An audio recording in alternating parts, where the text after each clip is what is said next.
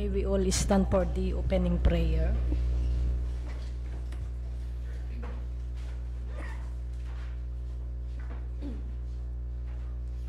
Let's pray. Heavenly Father, thank you for the goodness and mercy that we receive every day. We come to you today asking for your guidance and wisdom as we begin this Previd conference. Help us to engage in a meaningful discussion and continue to remind us that all we do here today, all that we accomplish is for the pursuit of truth for the greater glory of you. We ask these things in the mighty name of Jesus we pray. Amen.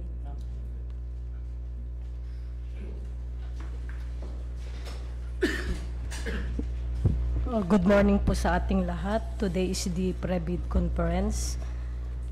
And for the attendance, may I call Sir Precious E. Semana, or the representative from the DepEd, School Principal. Sir Rosel John Dumlao, Sir Ma'am Predelin P. Abulencia, the school principal. Sir Luding A. Marquez, our back chairperson.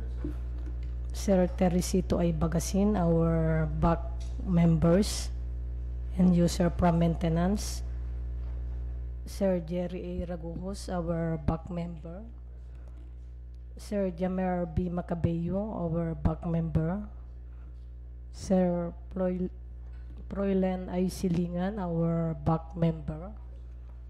Sir Guillermo R. Barsatan Jr., our head TWG. Sir Homero C. Hermosura, our back member. Sir Melvin Julio, the representative from the Impra Machineries Corporation, Sales Executive. Sir Josel Jan Cristobal. Sir J.P. Palactao from DepEd, Engineer 3. Sir Junior D. Agbayani from DepEd. Sir Ma'am Ace B. Gameo from, Sir Ace P. Gameo from DepEd also. And Ma'am Ledwin Taepan from DepEd also. And yours truly, Sergio A. Calaramo, the head back secretariat. Based on the attendance, there is a quorum. May I now call our back chairperson for the starts of the Previd conference. Thank you, Ma'am Joy, and good morning sa ating lahat. Also, we'd like to acknowledge the presence of the Department of Education personnel in here, and also one prospective bidders, to the back members and TWG's back secretariat. Good morning. And also with those prospective bidders who are online, magandang umaga. So today we have the scheduled Previd conference for 1 good and 5 infrastructure projects.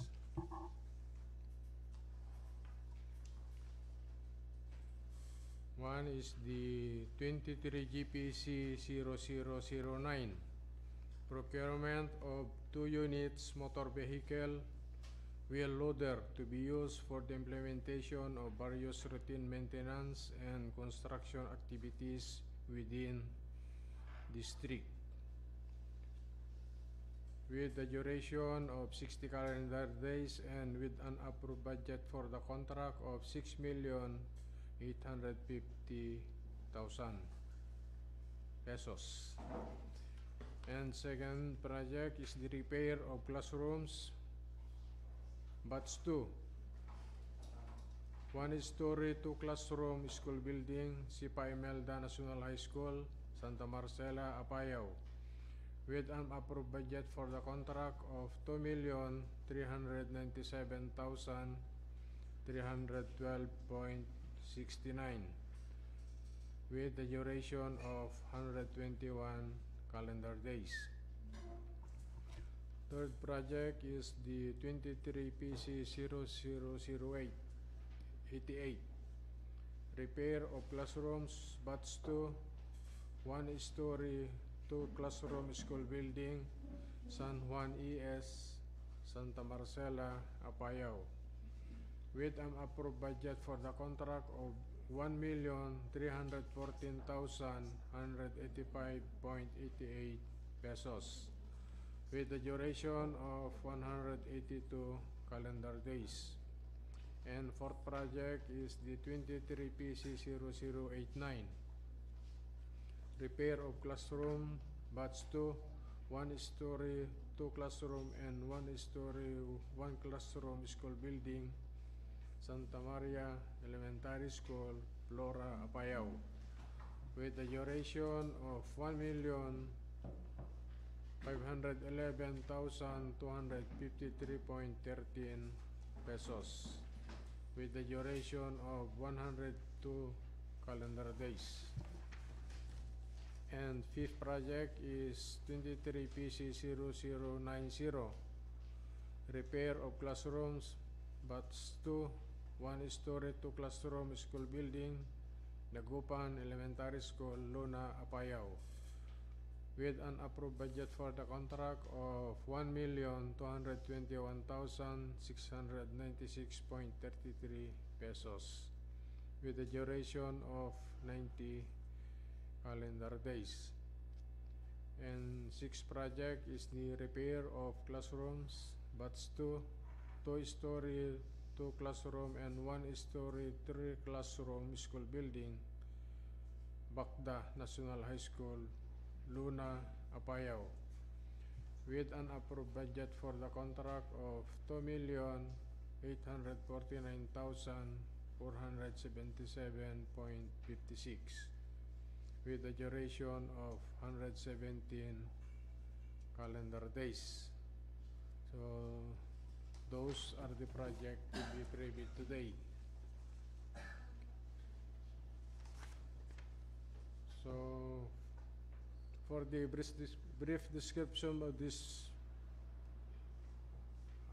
goods, may I ask representative from the maintenance to give us the description. Hello. Good morning to all of us.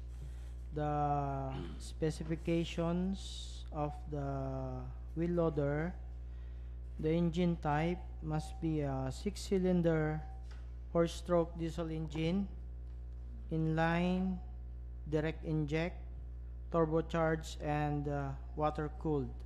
The rated power of the engine must be 92 kilowatt per 2,300 revolution per minute. The maximum torque at revolution per minute must be at 650 Newton meter at 2,500 revolution per minute. The displacement of the engine must be at 6,754 cubic centimeter. The operational data of the equipment, the transmission system must be 4 forward and 2 backward power shift. Shaft fix, engine remote mounted with propeller shaft and damper. The emission standard of the engine must be met with Tier 2 emission standards or higher. The bucket capacity must be greater than or equal to 2 cubic meter, and the operating weight must be greater than or equal to 10,340 kilograms operating weight. The dumping height is greater than or equal to 2.9 meters. The lift capacity of the unit must be greater than or equal to 3 metric tons. And the color of the unit is orange. And the inclusions of this equipment, 2 years or 4,000 hours, whichever comes first. warranty service, and parts of the unit as of the date of delivery. And free operation and maintenance orientation and seminar for the operators. And lastly, the most important is the free lifetime preventive or corrective maintenance inspection. Ito po yung kung kailangan po namin yung service ng service kung supplier man kung sino manalo, kung kailangan namin sila magpa-inspect, ito po yung free of charge, wala pong bayad. Yun lang po. That's all. Thank you. Thank you, Sir Jojo, for the very detailed description of these equipments. So for the infrastructure projects, may I ask the representative from the planning and design for the brief description of these projects?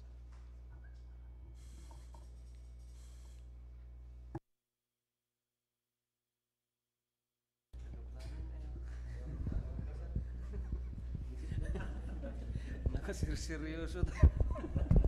Good morning, moms and sirs. Nakasirseryoso tayo.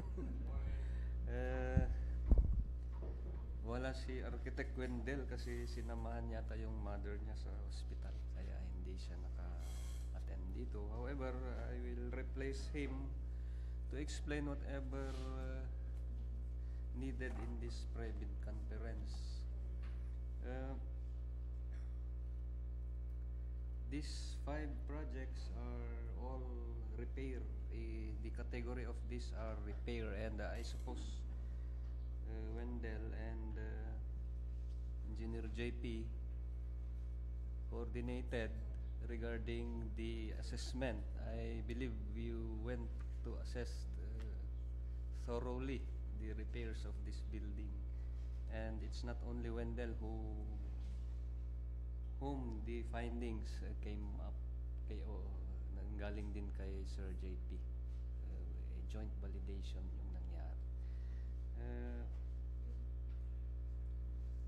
Baka pwedeng si JP na rin mag-explain.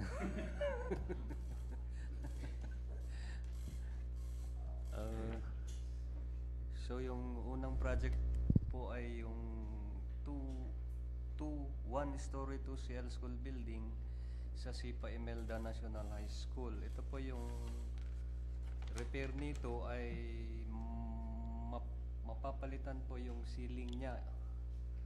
At yung specifications ng ceiling niya ay yung standard ng DPWH na 4.5, including yung wood frame niya.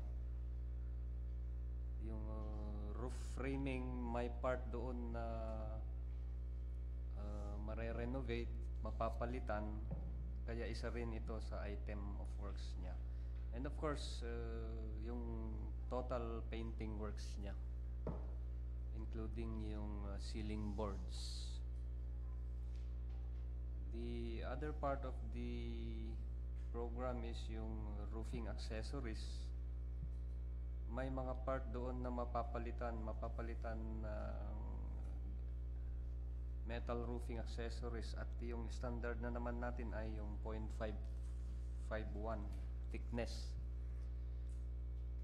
So yun po yung mga repairs under sa Sipa Imelda.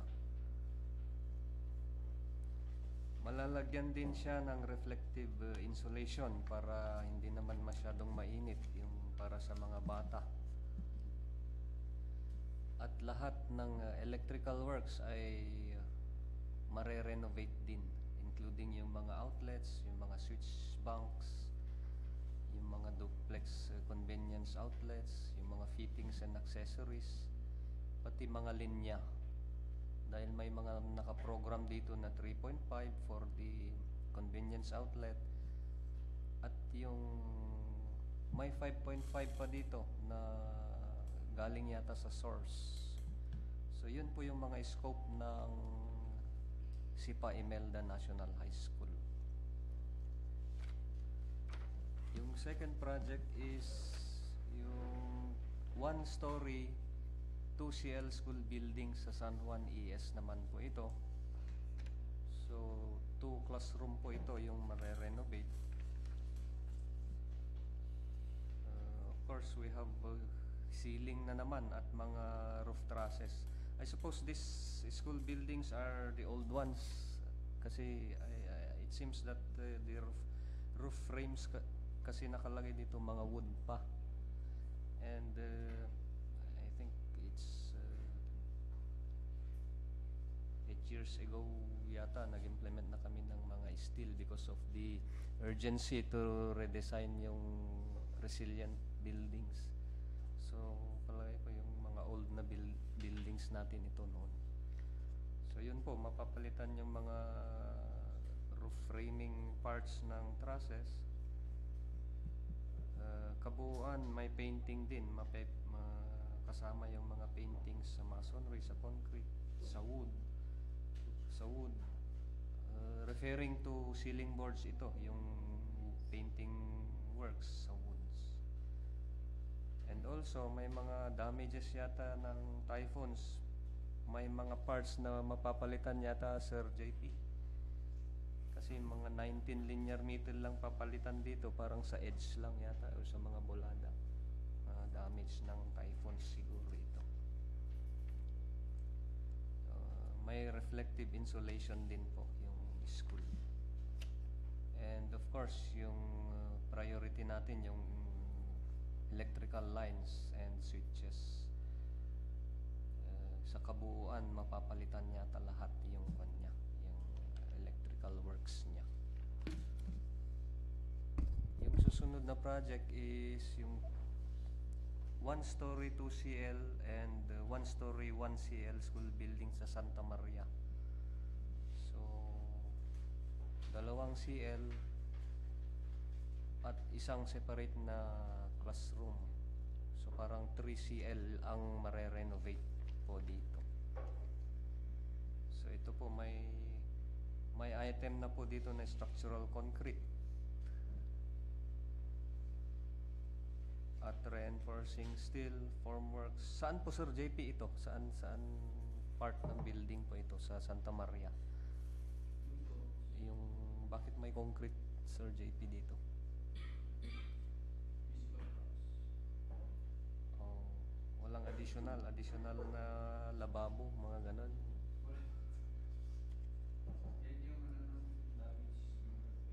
Ito Santa Maria, sir.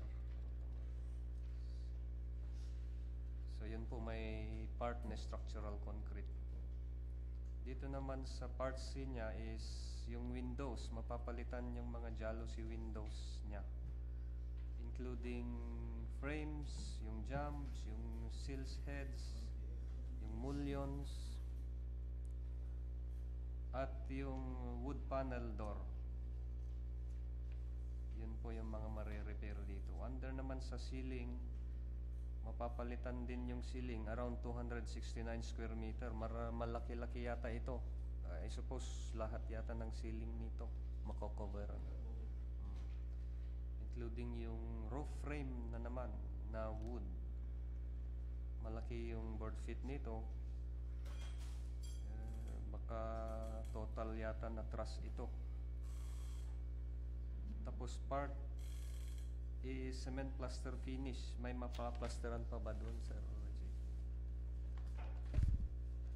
Of course, yung painting works, yan yung final na touch natin sa building para naman maaliwalas ang dating ng schools, ng mga rooms ng mga student. And of course, may mga part na roof na naman na mapapalitan. Maliit lang ito, 27 linear meter. Hindi siya kabuuan. Part lang. May reflective insulation din. And yung last na part ay yung electrical pa rin. Yung fittings and accessories, electrical wire. Dito sa program natin ay mahaba-haba yung electrical wires niya, abot ng 788 linear meter. I think mare-rewire po ito. Including yung mga single pole wall switch, switch bank, duplex convenience, mapapalitan po yan. Yun po yung sa Santa Maria ES Dito naman sa Dagupan ES, 1-story 2CL school building lang po ito. 2CL yung mare-repair. Ang scope pa rin niya ay mostly ceiling. Mapapalitan ng ceiling board na 4.5 millimeter. And including yung wood frames niya. And of course, yung painting, di natin pwedeng tanggalin ito dahil hindi naman conducive kung walang paint, di ba ma'am? Painting works. May fabricated metal roofing na naman na mapapalitan pero 16 linear meter lang. Tsaka yung flashing. So doon sa edge lang yata, yung bulada lang yata ang mapapalitan, yung side ng bulada. And yung part D is purely electrical na naman. Mare-renovate, mare-restore yung electrical wire, mare-rewire. Since 525 linear meter naman yung nakaprogram dito, I suppose, I think mare-rewire lahat at mas mapapalitan lahat ng lighting fixtures niya, mga switch bank, yung mga saksakan,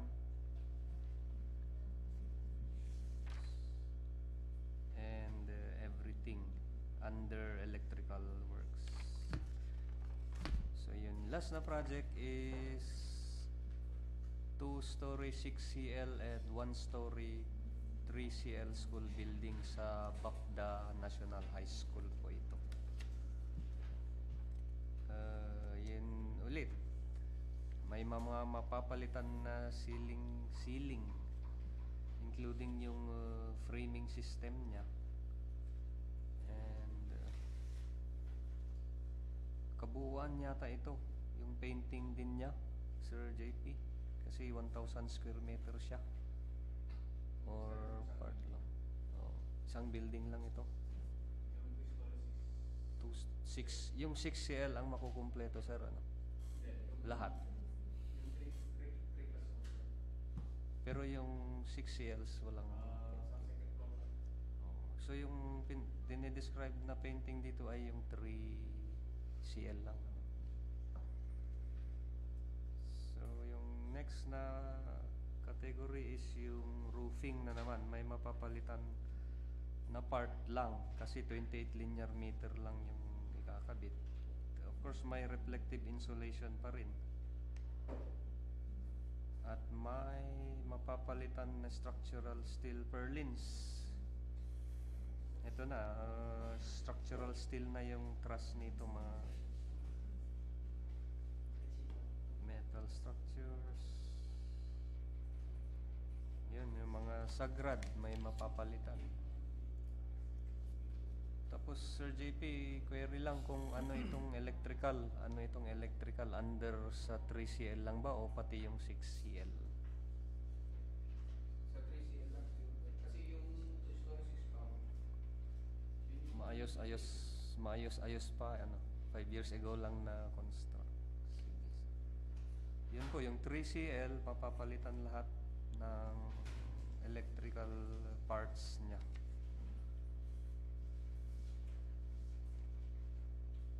Lahat. Including lighting fixtures. Yung lighting fixtures, yun yung mga ilaw po. So, that ends the technical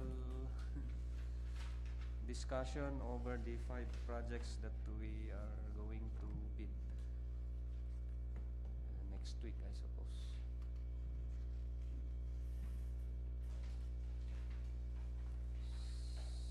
So, back to you, Mr. Chair. Thank you, Sir Homer, for the very detailed description of those 5 school buildings. So, may I ask now the head of the procurement unit, or before that, the timelines of the projects. The deadline for the submission of bids will be on October 23, 2023. at exactly 9 a.m. here at DPWH Apayao 2nd Engineering District Office, back office. And for the opening of bids will be on the same date, October 23, 2023 at 2 p.m. So yan po yung mga timelines natin. So for the information of the prospective bidders, the back Secretariat and Unit Head of Procurement will read to us the checklist of the goods and infrastructure projects or contracts to be submitted during the opening of bids. Good morning po ulit sa ating lahat. For the information of the prospective bidders or also the suppliers, herewith are the documentary requirements of technical and financial proposal of goods and services including the equipment. Gusto ko lang po ipa-remind na any missing document sa above mentioned checklist dito na babasahin po namin is a ground for outright rejection of the bid pag wala po dito yung isa. And for the eligibility requirements,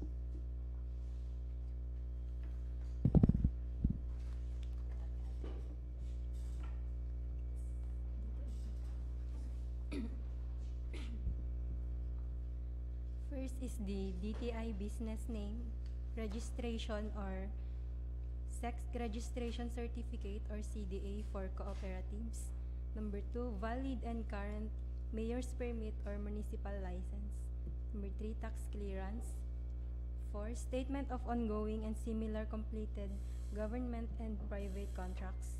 Number 5, audited financial statements, stamp received by the BIR or its duly accredited and authorized institutions for the immediately preceding calendar year, which should not be earlier than 2 years from the date of bid submission, showing among others the total assets and liabilities.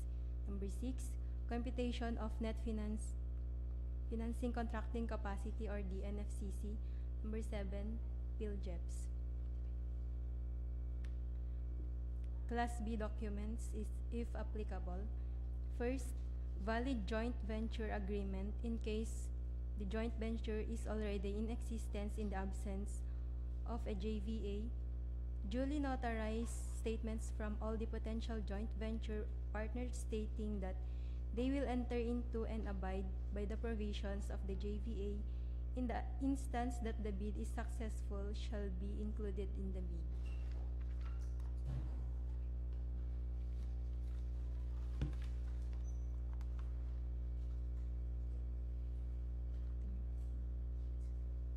Bid security.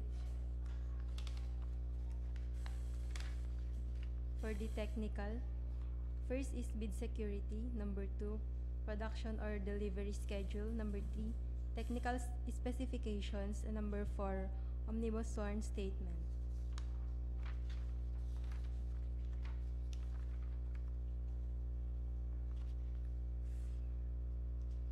Documentary requirements of technical and financial proposals for infrastructure projects. For the legal documents, number 1, registration certificate from SEC or DTI or CDA or any proof of or registration as is stated in the bidding documents. Number 2, mayor's or business permit. Number 3, tax clearance. 4, pickup license and registration. 5, PhilJEPs registration. 6, income tax return. 7, latest financial statement. For the technical documents, first is bid security in the prescribed form, amount, and validity period. Number 2, project requirements, which shall include the following: organizational chart for the contract to be bid, list of contractors' personnel, PM, PE, ME, and foreman to be assigned to the contract to be bid with their complete qualification and experience data, list of contractors' equipment units which are owned, leased, and or under purchase agreements supported by certification of availability of equipment from lessor or vendor for the duration of the project. Number 3, omnibus sworn statement by the prospective bidder or its authorized representative in the form prescribed by the GPPB. Number 4, minimum testing equipment. 5, list of ongoing projects. Number 6, net financial contracting capacity. Number 7, single largest completed contracts, including contract of award and certificate of completion. Number 8, construction method for the contract to be bid in the form DPWH Infra 45. Number 9, construction schedule in the form of PDM and bar chart with S-curve and cash flow for the contract to be bid in the form DPWH Infra 46. Number 10, manpower schedule for the contract to be bid. Number 11, equipment schedule for the contract to be bid. 12, construction safety and health program for the contract to be bid. Number 13, product patent if applicable. For the financial requirements, first, financial bid form in accordance with the form prescribed in Section 9 bid. Number 2, bid prices in the bill of quantities. Number 3, detailed estimates including a summary sheet indicating the unit prices of construction materials, labor rates, and equipment rentals used. Number 4, quarterly cash flow and payment schedule. So, thank you, engineers. Yan po yung mga documents na i-check namin during the opening of bids. Kung may kulang man na isa dyan, so sa mga bid na isinubmit, it is a ground for disqualification. So, any message from the back members, the WGs and back secretariat, or from the prospective bidders, or from the representative from DepEd, any message, comment, or suggestions, or any information that you want to inform to our prospective bidders?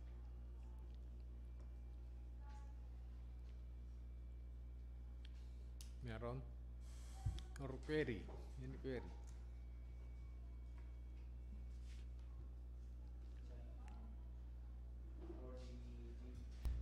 Yes, sir, Roy, you're acknowledged. May I be acknowledged, sir? For the contract ID 23GP009, sir, can we include comprehensive insurance for the two equipment? As a requirement? Yes, sir. Yes, Sa mananalo. yes, sir. Was noted. So we will include in the requirements of this. Thank you, sir. So if not included in the ITB or instruction to bidder, shall we make an addendum, Miss Joy, Engineer Joy? Or addendum? Is this right? Or bid bulletin for another requirements, additional requirements. Thank you, sir. So, any more before we adjourn?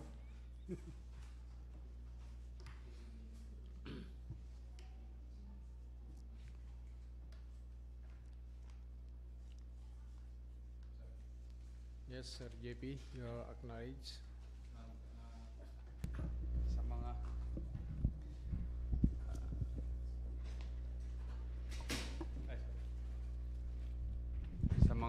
sa mga principal, para sa mga principals.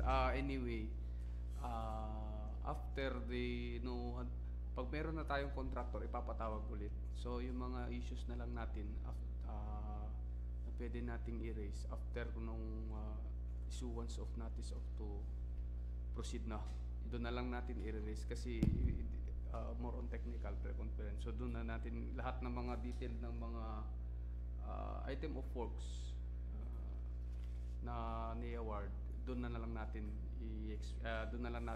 ano yung mga questions natin. Thank you. Kasi magpapatawag naman ang DPWH for the pre-construction meeting.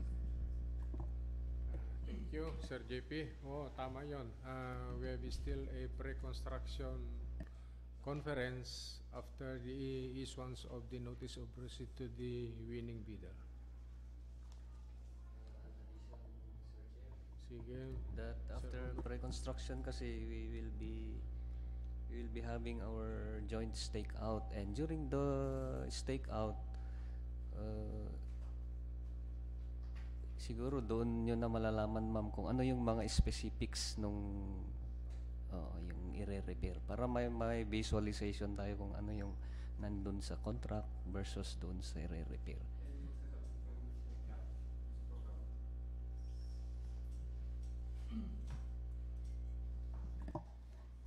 Okay, any more?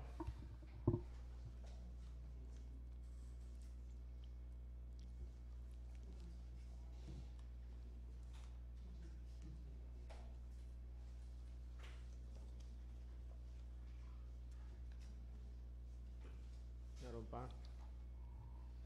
So, if none, any motion for adjournment of this private conference?